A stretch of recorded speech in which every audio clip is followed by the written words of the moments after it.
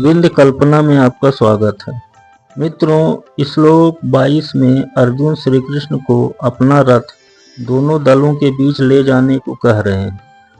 आइए अब हम चलते हैं श्लोक 23 पर।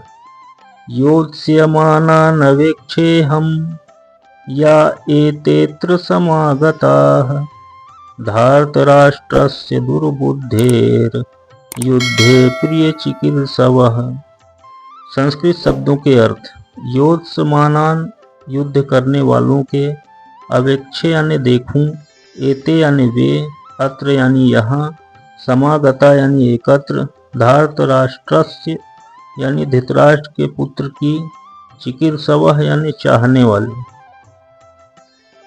इस श्लोक में धनंजय अर्जुन श्री कृष्ण से कहते हैं कि मुझे उन युद्ध वीरों को देखने दीजिए जो यहाँ धृतराष्ट्र के दुर्बुद्धि पुत्र दुर्योधन को प्रसन्न करने की इच्छा से लड़ने के लिए आए हैं। अब हम थोड़ा और समझते हैं। ये बात तो सब जानते थे कि दुर्योधन पांडवों के राज्य को छलपूर्ण तरीके से हड़पना चाहता था। पिता धृतराष्ट्र के राजा होने की वजह से दुर्योधन बड़ा अभिमानी हो गया था, जबकि राज्य में आधा अधिकार पांडवों का भी था, क्योंकि कौरव पांडुपुत्र एक ही परिवार के थे और धृतराष्ट्र के छोटे भाई पांडु के पुत्र थे। लेकिन पांडवों को हिस्सा न देने के पीछे धृतराष्ट्र और दुर्योधन की सांठगांठ थी। अतः जितने लोग दुर्योधन का साथ दे रहे थे वे सब उसी के समान अधर्मी थे। हालांकि अर्जुन समझौता नहीं करना चाहते थे।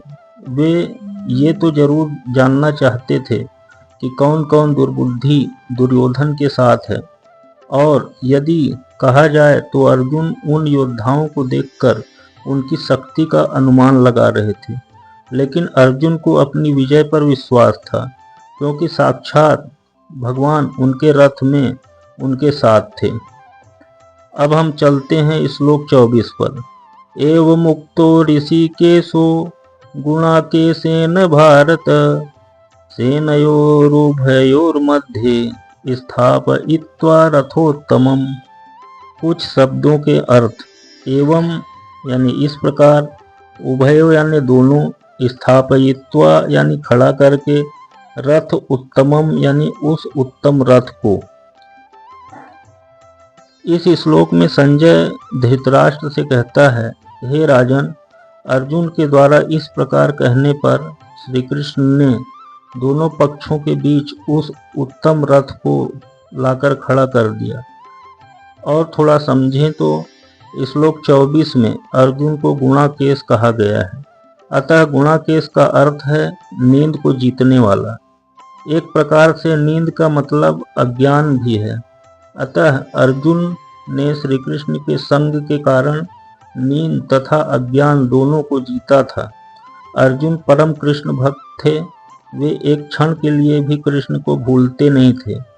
यहाँ तक कि चलते, खाते, पीते, सोते, जागते कृष्ण चिंतन में ही लगे रहते थे। और जो परम कृष्ण भक्त होता है वह ही नींद और अज्ञान पर विजय पा सकता है।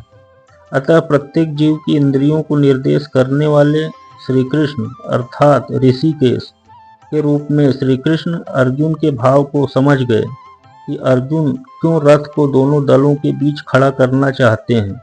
अतः श्री कृष्ण ने वैसा ही किया।